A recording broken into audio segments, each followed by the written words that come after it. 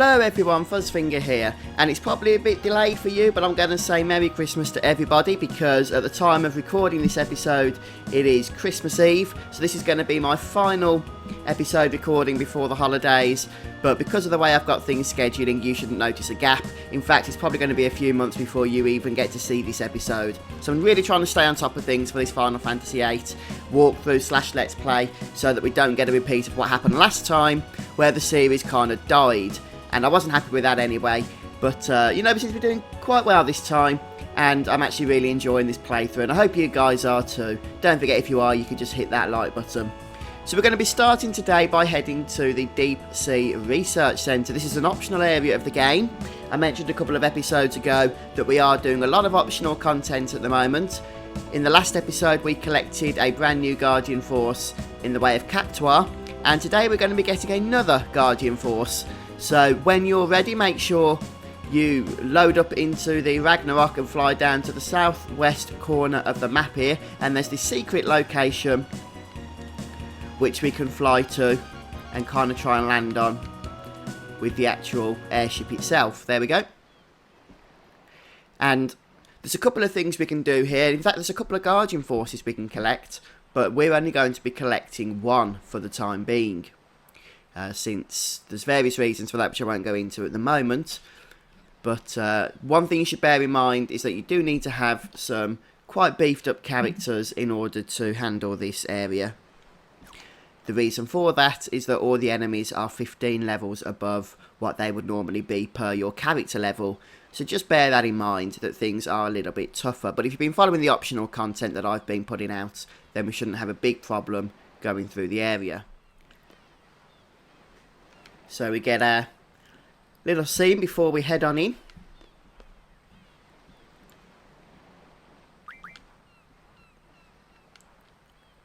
Zell will tell us what he thinks he knows of this quite strange place.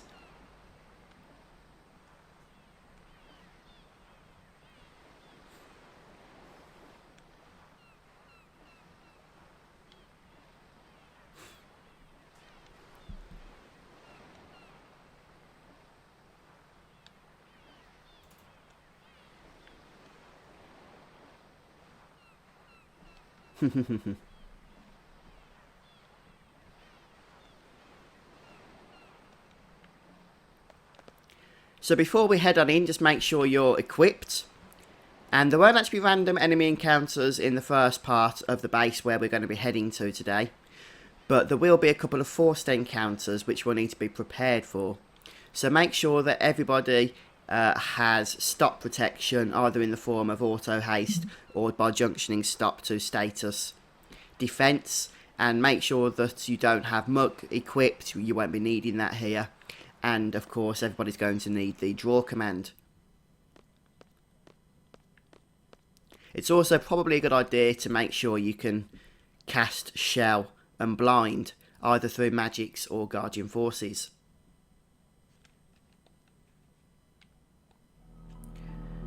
So you can see there's this blue core thing here.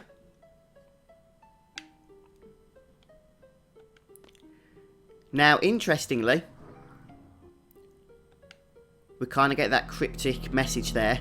Although there's no random enemy encounters in this place, you will get encounters if you move when the core is glowing. I believe this even happens if you have encounter none active. I do recommend you stack your characters up with stat plus boosting items because of the increased levels here. You're going to be getting a lot of experience.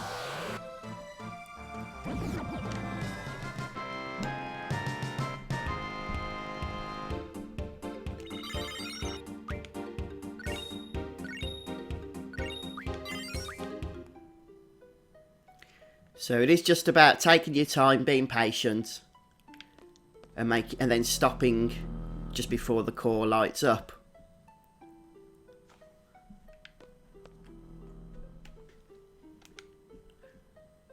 As you get closer, you will start to get little scenes and that, bits of dialogue, as the case may be.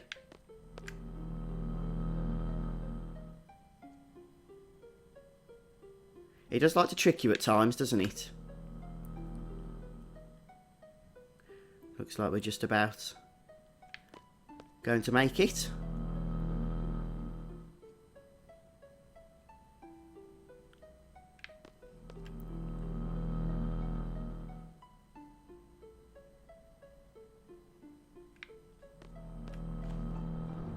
As soon as you reach the core, you're going to get this challenge.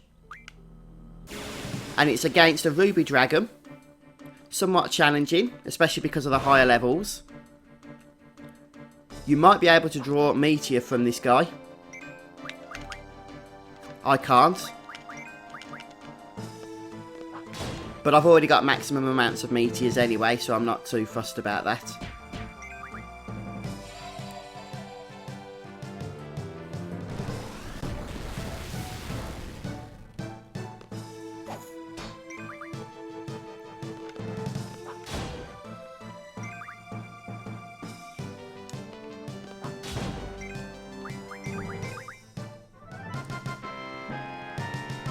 And that's the first ruby dragon defeated in our forced battle there.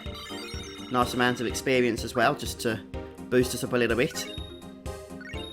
Which is why I did recommend that you do equip your stat bonus abilities to your characters. Even though it reduces like your damage and stuff because you haven't got strength plus bonus equipped. It is better. Right, for this you want to choose Never. And that's going to put us into another battle, this time against a forced back attack with a ruby dragon. And annoyingly, this guy can cast breath quite quickly, which is a bit of a problem because it'll probably mean game over. A meteor's not particularly pleasant either, in all honesty.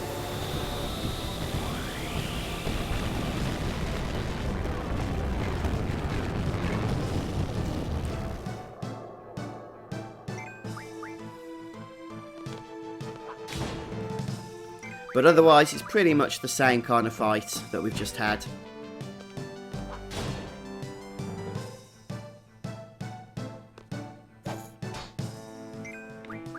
Look, I can draw a meteor from this guy, so here's a higher level. Make sure you have your item equipped, item command, because you might want to be using elixirs just to heal up. Some of his status magic shouldn't do much damage to us. Not his status magic, sorry, his elemental magic.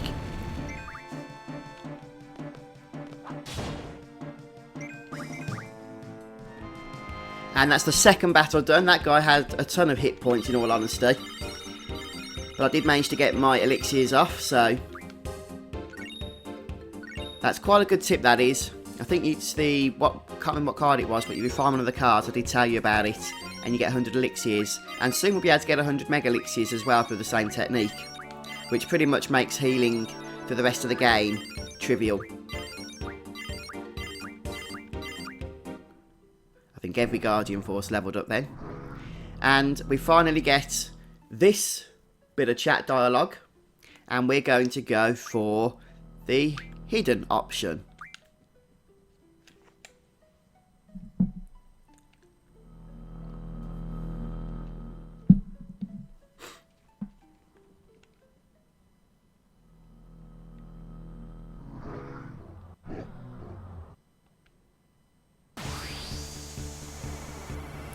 Right then, so this is our boss fight against the one and only Final Fantasy favourite, Bahamut.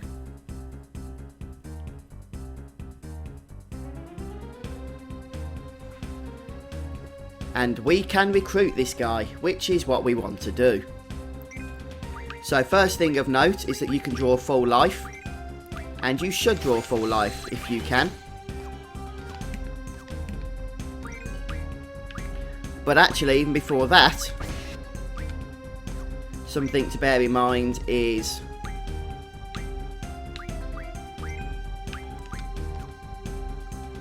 if to cast Shell on all your characters. I was trying to think then what it was I was trying to do. Either cast Shell on all your characters because of his quite nasty ability called what is it? I'm trying to think what it is. Mega Flare, that's it. Or if you have GF command, you can just cast Cerberus.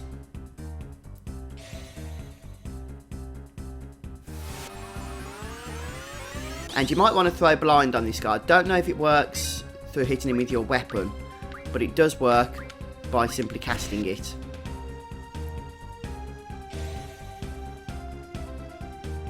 Because his physical attacks are not pleasant. He's a bit similar actually, this guy, in my opinion, to Diablos.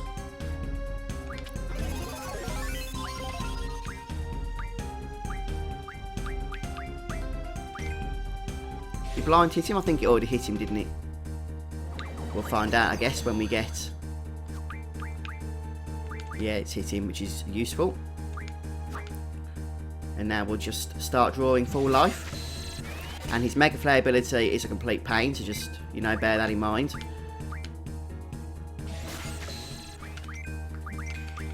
And he does have quite a lot of health. So it does take a fair bit of punishing to get this guy down. But with Shell equipped and with blind on this fella, you do trivialise him a lot more than Diablos was trivialised, even though the fights were similar.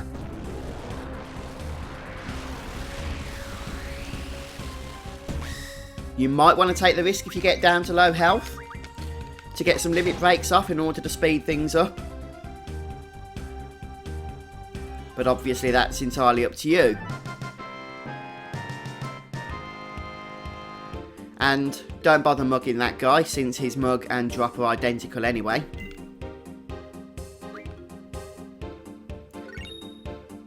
Hyperist is a nice item. The Bahamut card is a very nice item because of its refinement.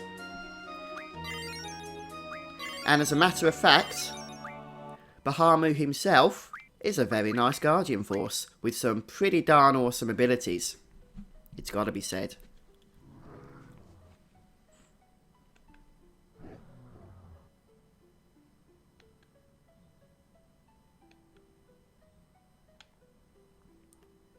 So we could go on to the next areas here of the Deep Sea Research Centre, but I'm not going to.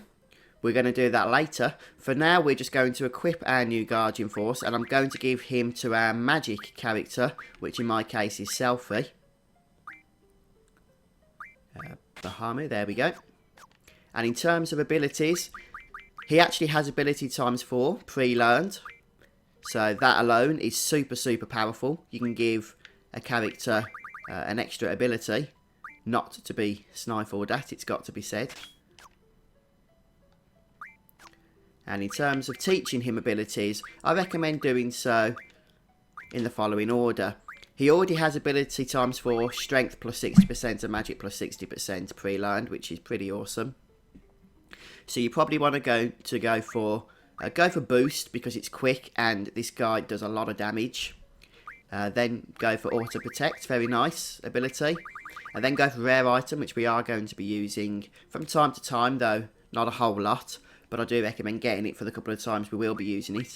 He also has forbidden magic refinement, which is going to come into play as well, and that's pre-learned for us.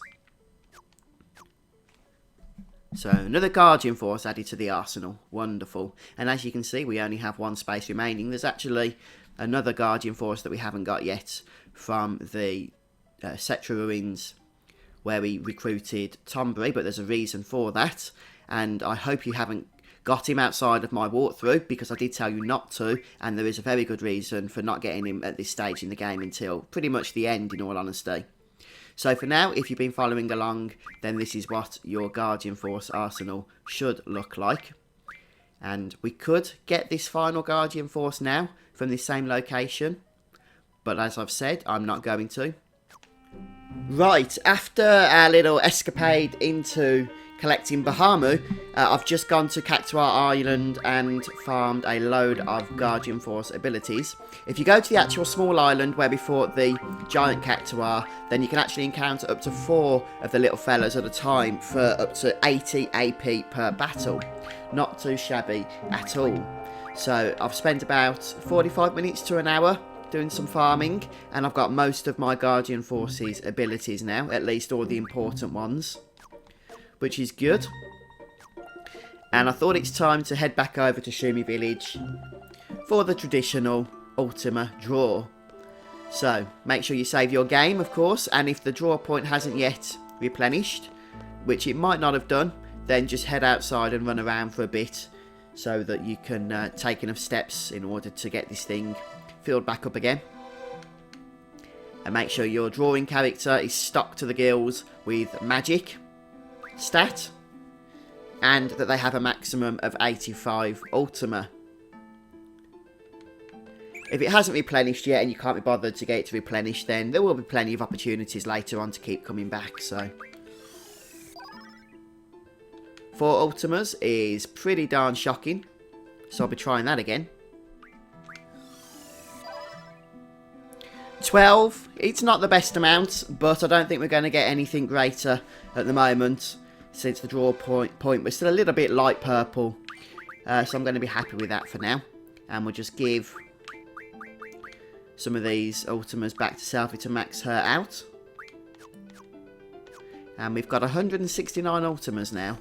And I'm pretty sure, apart from one draw in the Lunatic Pandora, we have all of those from this draw point, which is pretty nice. So it is definitely something worth exploiting, so to speak, that draw point there in Shumi Village.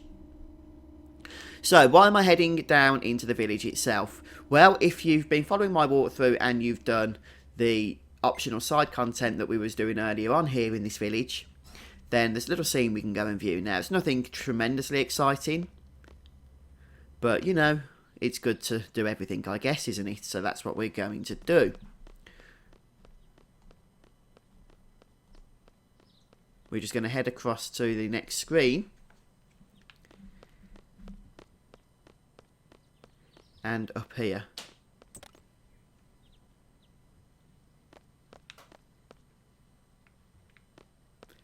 And I think we're in the wrong place, actually. We need to go across once more.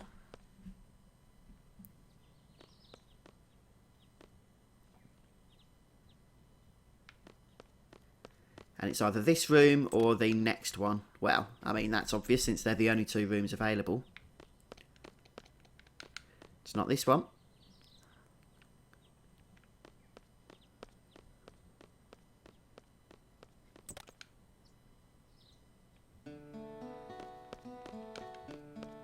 Here we go. So there's no rewards for seeing this scene.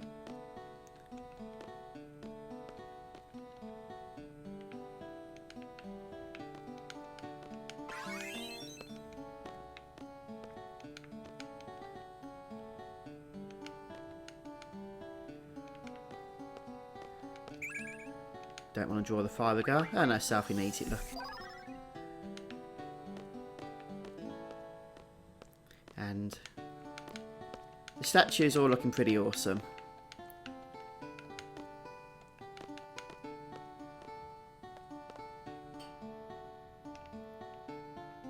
Okay, we need to just leave that section and then the scene itself kicks off. I knew there was a scene.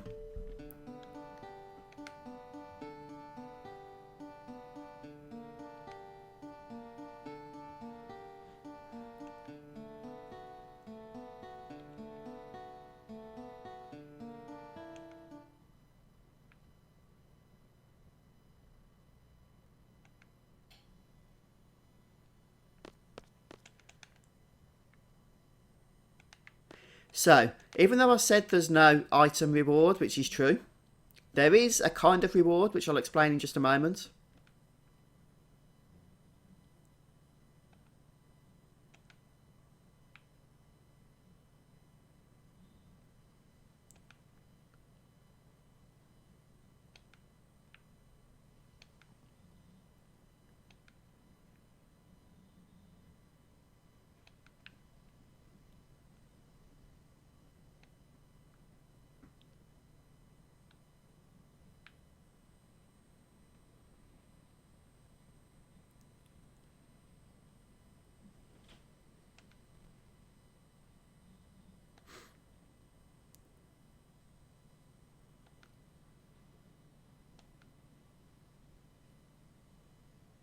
FH.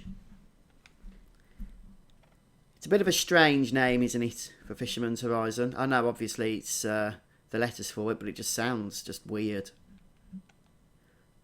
What are you up to today? Oh, I'm just off to FH. Oh, okay. It doesn't flow off the tongue, does it? But there we have the scene, and as I was saying, there's no item reward, but there is now, if you head to Fisherman's Horizon, a full life draw point where the Master Fisherman used to sit. Oh, it's Christmas Eve. It's been a long day for me.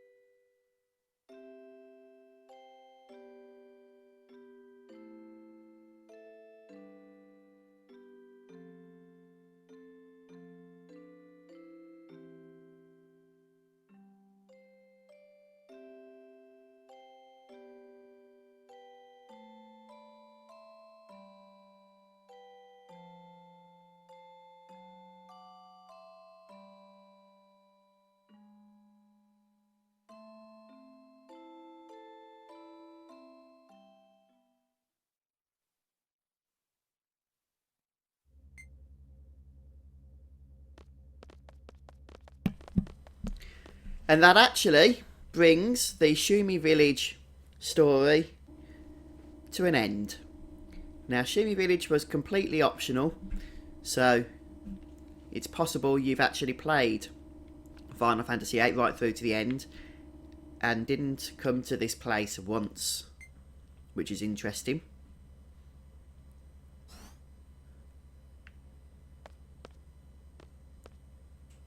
And there we have it. The only reason we're going to be coming back now is for the draw point, until that becomes unavailable a little bit later.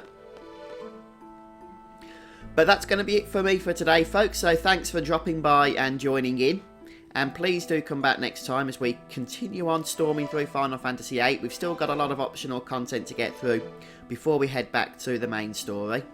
And we're going to have a go at completing the Queen of Cards side quest very shortly, along with getting more ultimate weapons for our party. We've already got Squall and Selfie sorted. We did that on disc 1. If you remember that far back now, it's been a while.